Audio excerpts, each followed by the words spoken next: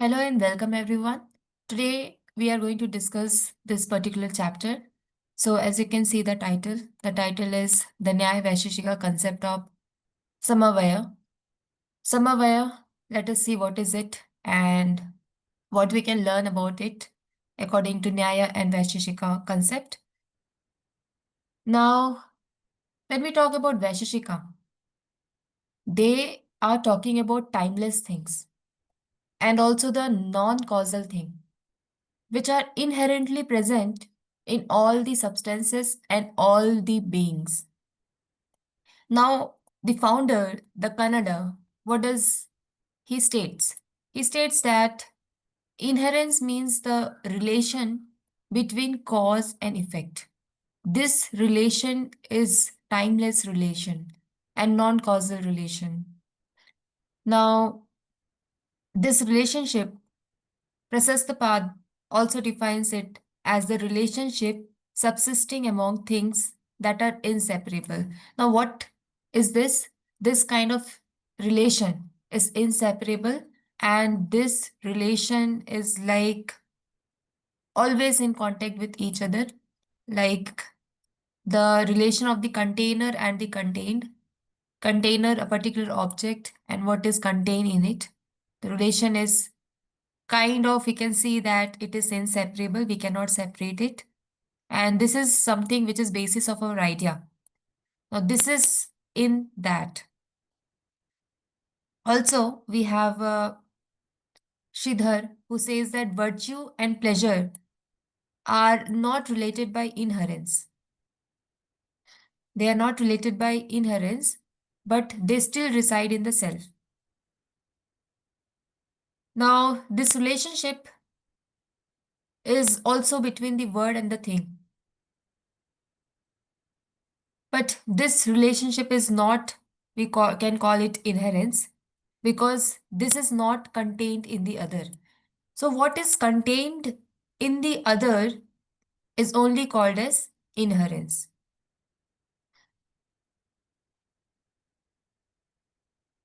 For example, the fruit, it may seem to be in the ground, but these two are not inseparable. We can always separate it, and therefore they cannot be called as inherence. So inherence is something which is inseparable.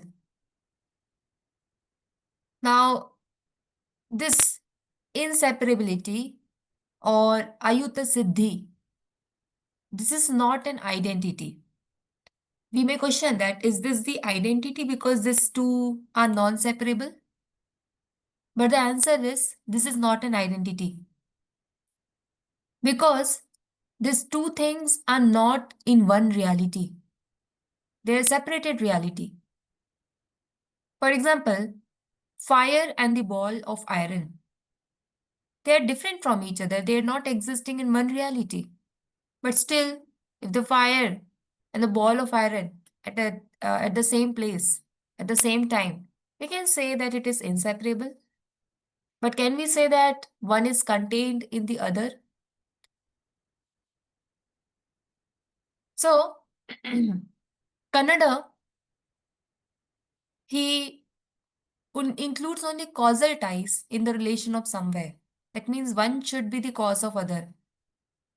And Prasastapad, he brings the non-causal one. So we have the difference of opinion here. Kannada believes in the causal relations. Prasastapad, he believes in the non-causal relation. Generally, what we talk about. So generally, the relation that binds a substance and its qualities, or a whole and its parts, motion and the object in motion, individual and the universe, cause and the effect, is that of samavaya or inherence. So what is inherence? Let us see once again.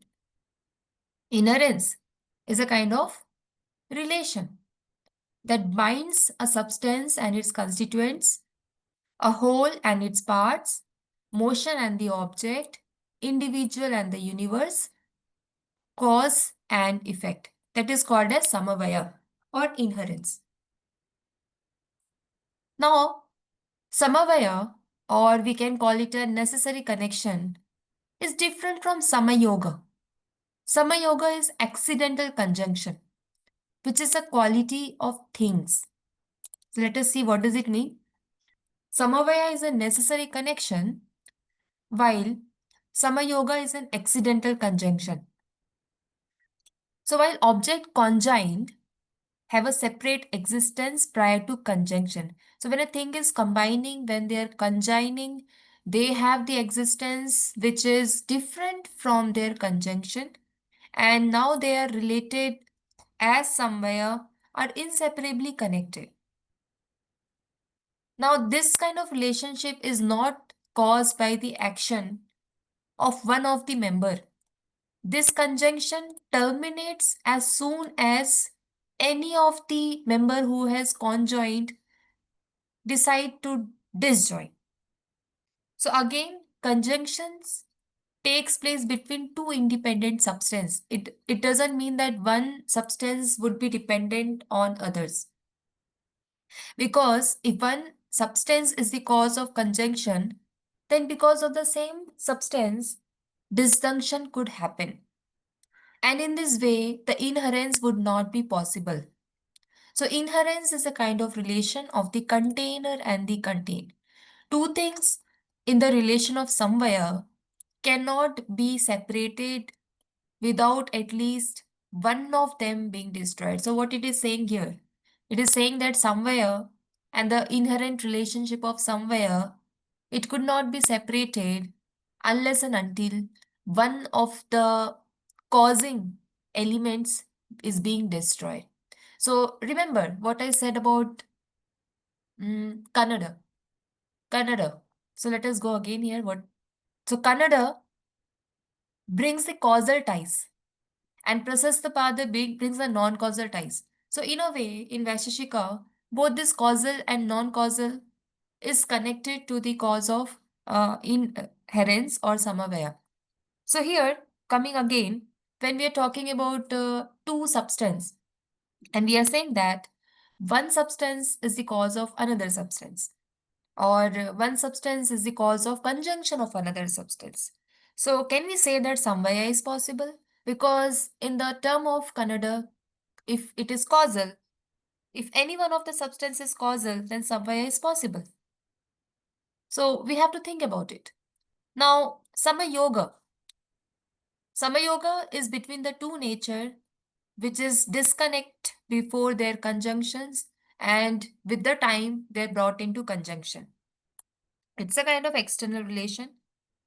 The Sama Yoga is an external relation. Why we are calling external relation? Because the way they are conjoined, they can be disjoined. While Samavaya is internal relation. So we have the difference between Samayoga and Samavaya. Samayoga, two different things are joining together, and they are not creating a reality as a whole. They bring their different reality at a present state. But when we talk about Samavaya, it is real coherence. So we really have to understand in a deeper way that what is this Samavaya? Because Samavaya inherence is eternal. And when we talk about how it is produced, it will bring infinite regress because we really cannot go towards its causing agent. But as Kannada says that it is causal, so therefore definitely there might be some cause. So Sridhar, what does he says? Sridhar says that it cannot appear before or after or along with the thing related to it. So what does it mean? If the inference of the cloth were possible before the cloth appears, it is conceivable where the inherence could reside, since one member of the relationship is non-existence. If it is produced along with the cloth, then cloth would lose the character of being the subject of relationship of inherence. So, see, what does it trying to say? It is trying to challenge the point that the inherence or the causing factor cannot appear before or after or along with the thing related to it. And for this, it is giving us the example. So if the inherence of the cloth were possible before the cloth appears, it is conceivable where the inherence could reside. Since one member of the relationship is non-existent, if it is produced along with the cloth, then the cloth will lose the character of being the substrate of the relationship of inherence. And if it is appeared after the cloth is formed, then too the cloth could not be the substrata. So we are trying to make the cloth the substrata of the thread. Thread is the causing factor and cloth is the cause. Now, if the cloth appears before the thread, that is kind of impossibility. Obviously, thread appears before the cloth, but cloth does not appear before the thread. And is the thread and the cloth produced along with each other? No, that is also not possible. Now, the third point. So, if the cloth appears after the thread, yeah, of course. But is the thread appears after the cloth? No. So we have this kind of challenging interpretation to understand the causing factor and the effect. So Samvaya is basically the eternal in the sense that this Samvaya or inherence that cannot be produced, cannot be destroyed without producing or destroying the product. So if you want to destroy the Samvaya, then you have to destroy the product itself. And therefore its eternality is relative. Now, can we perceive this Samvaya? No, we cannot perceive this Samvaya. But the ancient Nayakas, they thought that it was open to perception. So again, a different views. Nayaka thought that it is something which can be perceived, but other people does not believe that it could be perceived. Now, Vaisheshikas, somewhere it's only inferable. So somewhere could it be perceived? No, it could not be perceived, but it could be inferred as an inseparable connection of things. Now, Anam Bhatta, he says that property of anekatvam or plurality does not pertain to somewhere. Somewhere does not have any plurality. Somewhere is one. And it does not reside in anything by the relation of inherence, since such resides would involve infinite regress. And also there is no difference in our various notions of inherence. This kind of relationship is the same, though the members related may differ. So the notion of inference is the result of intellectual discrimination, though an objective existence is granted to it. So it has its origin in abstraction and has no existence apart from the substance or padarthas. Shankara criticizes this theory. He says that conjunction such as the subsist between the atoms and Akash is eternal as much as inherent. So here it is talking about the atom and Akash, which is eternal. So inherence is not identical with what it relates. Inherence is something different. And this kind of inherence, it's outside the terms to be related. And itself requires a relation to relate it to the terms. And so it's ad infinitum. Now, somewhere would reside in some way, this kind of assumption we are making, or the things related by somewhere relationship. So if the somewhere does not rest in the some way by another somewhere, but it is identical with it, then even Samayoga may be regarded as identical with the things conjoined. So we have the difference between Samaya and Samvai. Now what Kumarila is saying? Kumarila says that in Pratyaksha Sutra of the Shloka Vartika, if Samvaya is something different from the class and the individual that resides in the class by somewhere, then it could not exist in them as a relation. If it is related, then it must be same.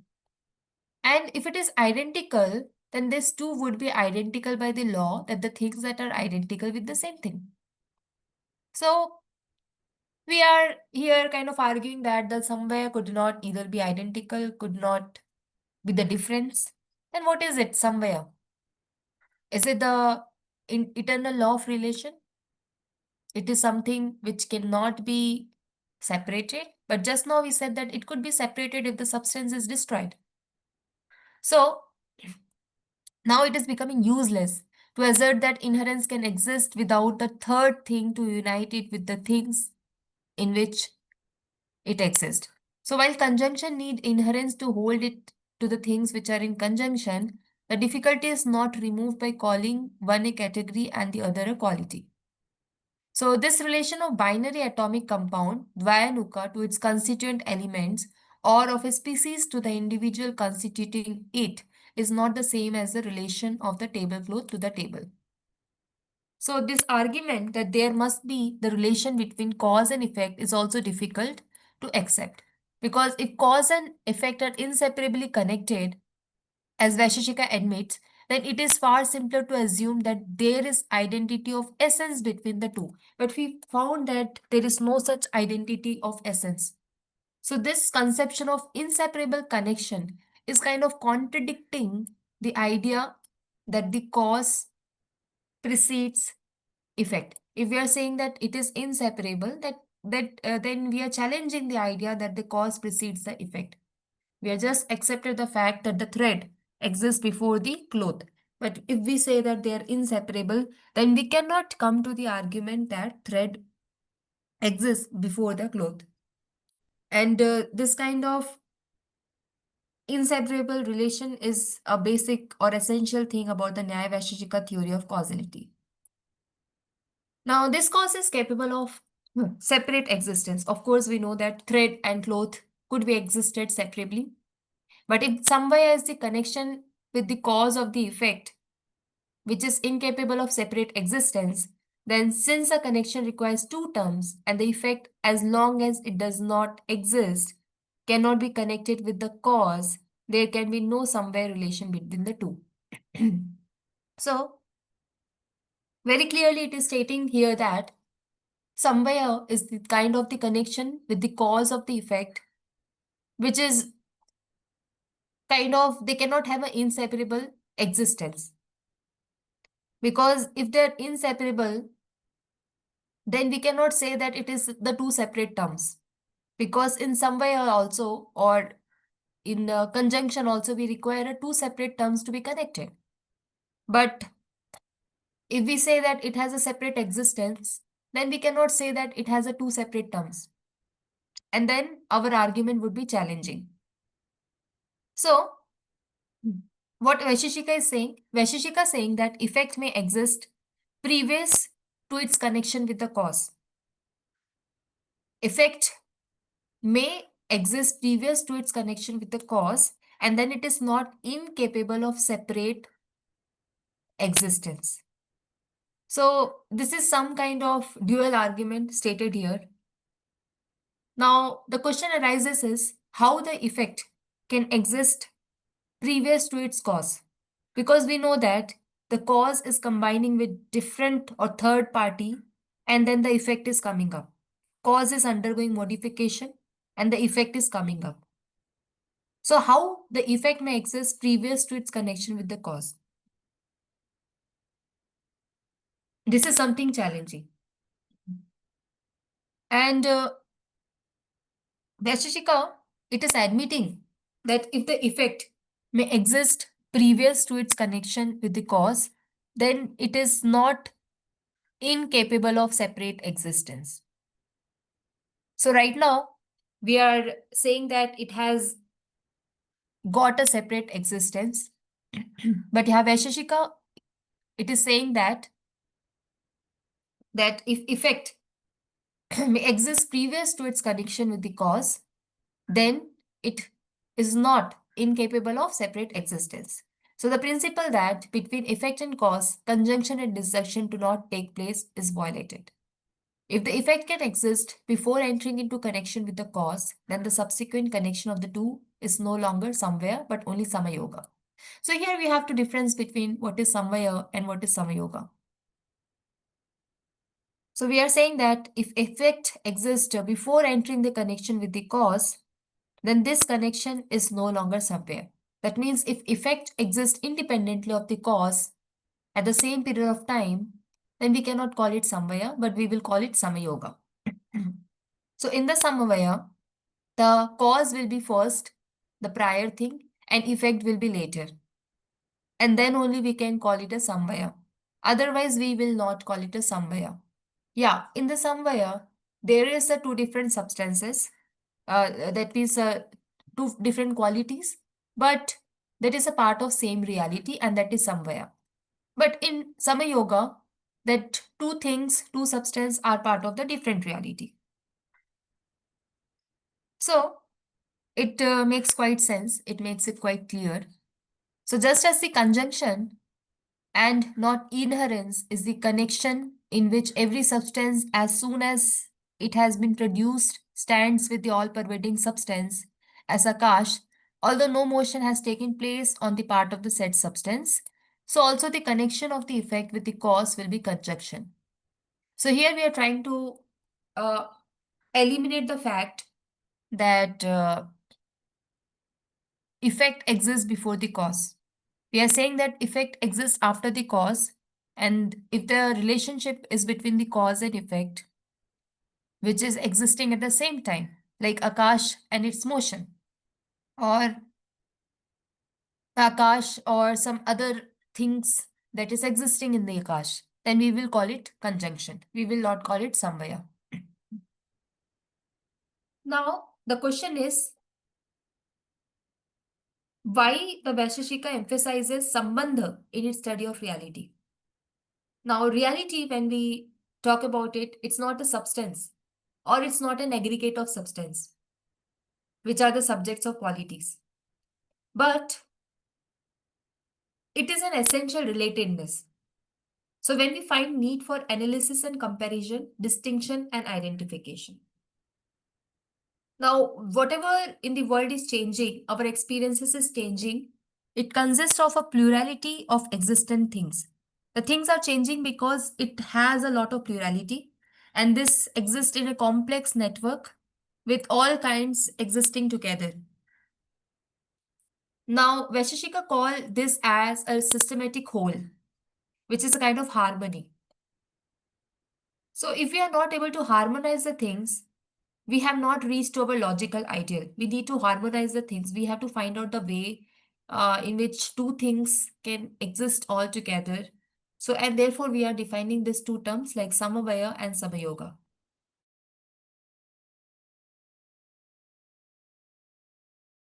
It's kind of unthinkable. And, but we have a lot of system who says that we are not able to think together as parts of one whole. Self-contradictory is quite a difficult term to digest, but we have different systems like Vedanta system, which thinks that we cannot, we are not an independent part to the whole. We are the parts to the whole, like a somewhere. So this Vaisheshika will have a very different kind of interpretation to the understanding of our world and to the understanding of our reality. So Vaisheshika, what does it say? Vaisheshika says that experience must have things and relations. So substance, quality, and action exist in themselves as also one in the other. And this have a number of relations like we have Samanya or the generic nature, we have Vishesha or specific marks, we have Samavaya or inseparable connection. So we have every substance which have generic quality, specific difference, and the relation of Samavaya. And this kind of reality of relations is a necessity of any pluralistic metaphysics. And if these relations are unreal, then there can be only one substance in the world called the absolute, or the world which is composed of monads. As Leibniz says that which is independent absolutes, which are unrelated, windowless, and which can never be related. So, if we are talking about the relation of Samvaya, the Vishesha, the Samanya, then we are accepting the pluralistic metaphysics. Then we are challenging the absolute world of monads, as Leibniz says, absolute, independent absolutes, which is unrelated, windowless, and which can never be related. So, this theory of Samvaya is quite interesting, but it calls for many of the ramifications. Like, can we look upon Samvaya as a connection between two distinct things and yet regard it as a different kind of Samvayog? So, answer is if Samvaya and is distinct from Samayoga, then the whole is something over and above the parts. And the conception of the world as a systematic whole with interrelated elements is the implication of the Vaisheshika view of Samvaya. So finally, can we say that the Vaisheshika pluralism is final thing? So we have to really think on this. Now, let us read further. The individuality of the innumerable elements is destructive of the individuality of the whole. Individual elements is destructive, whole elements is not destructive.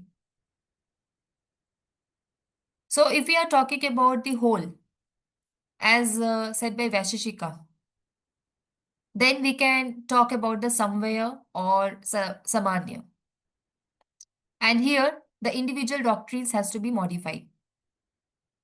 So according to Bradley, if the many are not each it and beyond it, they have ceased to be many. And on the other hand, whatever fails to be self-contained is not individual and unique. Hence, the particular beings, if they were possible, would each be unique, prove to be mere abstractions. And these because, in principle, self-discrepant, are unreal and in the end are senseless. So it's quite challenging to accept this thing. Bradley argues that if many are not each it and beyond it, they have ceased to be many. And on the other hand, whatever fails to be self contained is not individual and unique. Self contained, that means container is not there and it is self contained. So if the things are not self contained, it is not individual and unique. So if we are talking about the particular things, it should be unique and it should be something which is individual. But if it is free from the content, then we can call it abstractions. And when we're talking about abstractions, we are generally calling it as unreal, and in the end, we are calling it senseless. So, this distinction between the universal and the particular, that is, jati and the vyakti, are called to be inseparable because they are bound by the samavaya. So, the distinction between the two is a distinction in thought, but not division in reality. So, this distinction, when we talk about it, is in thought, it is not in reality. But still, the universals are given the independent existence because they survive the destruction of the world. And during the destruction, that is pralaya also, they have their substratum, the time, which is a kind of real thing. So, substance, which carries the qualities of samvaya, is very much real. And despite the destruction of the qualities of it, somewhere Vaisheshika is accepting that substance is there because the universal quality is there. Now, let us now move to the concept of the substance and quality to make it more clear. We are saying that the substance depends on its qualities. And if we are saying that the substance depends on its qualities, then substance is not really independent. So, substance is not only united with its qualities by the relation of samvaya, but all substances are united in the same way with the notion of their class. Now, Sri Harsa asks as to why qualities which possess other qualities like number should not be included under substance. This is the question. We are saying that is the substance independent? Is the substance independent of qualities? But if we say that the substance is independent of quality, then we can just call it abstraction. So here Shiharsa asked, why qualities which possess the other qualities, like number, should not be included under substance? So here the answer is matter is not as simple as it appears. And we have Alexander who refuses to call quality a category. Johnson also gives a distinction into transitive and intransitive. Transitive are the relations. Vaisheshika says that there can be substance apart from any qualities. Now, this is very important. They are saying that there can be substance apart from any qualities. Here, Shiharsa is saying or asking that why qualities which possess other qualities should not be included under the substance. But Vaisheshika is saying that or assuming that there exists a substance apart from qualities. But Vaisheshika also believes that a thing would lose its nature if it loses its qualities. See, it's a different thing. It is being said that the substance would exist, but it is also being said that the nature would be lost if the qualities are lost. So, could we reconcile these two statements? So, when we trying to say that the relation between substance and the quality is one of somewhere, that is, one cannot exist without the other, then what does it mean? It means that what a substance is apart from the qualities and behavior, we cannot hope to know. We define things by their qualities. We speak of substance as the same as different types only as long as it has the same properties. So Locke's problem in this regard is well known, and Samkhya regards substance and the quality as possessing the same reality, but Vaisheshika wishes that the reality of relations to be accepted, but the real relatedness is inconsistent with that absolute independence of the related elements. This is all inconsistent. So if change and relatedness belong to the very essence of reality, then reality is not an aggregate of simple real. That means if essence of realities or if there is continuously change in the reality, then reality could not be targeted or regarded as a real. This is the conclusion that I could make here because it is clearly stated that if change and relatedness belong to the very essence of reality, then reality is not an aggregate of simple reals. So with this discussions on the substance of Vaisheshika and Samvaya and Samayoga of Vaisheshika, we have found a few arguments, very few interesting arguments that Samayoga and Samvaya is the different thing. Samvaya is something which is contained, which is like contained in the container. And these two things are quite inseparable. We cannot separate it. But yeah, it is being said that the cause is before the effect. Because if cause and effect are all together, that is not called as samvaya. That might be called as the samayoga. Because it is samayoga and therefore it undergoes a process of conjunction and disjunction. Next question we arised at was that we considered substance who has the qualities. And if we separate the qualities from the substance, then what will happen? Would it still be called a substance or it would lose to be called a substance? So the answer is it would still be called a substance as considered in the universal, but it will lose its nature. And this is kind of some conclusion that we could take with this whole arguments. So I hope so. These concepts are becoming quite clear, but we will be covering the other part of this article in the next video. so that we can understand all these things, all these details in depth. So thank you so much for watching this video.